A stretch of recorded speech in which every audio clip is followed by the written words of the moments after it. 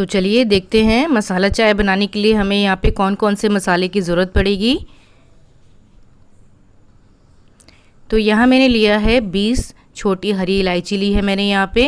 मसाले आप अपने हिसाब से घटा बढ़ा सकते हैं।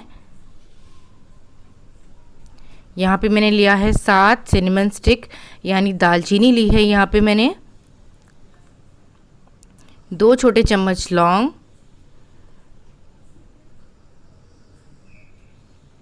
2 छोटे चम्मच काली मिर्च, 2 छोटे चम्मच यहाँ पे मैंने लिया है ड्राई जिंजर पाउडर यानी सौंठ। तो ये भी आप ज़रूर लें अगर आपके पास है। तो ये सारे मसालों को हम पीस के एक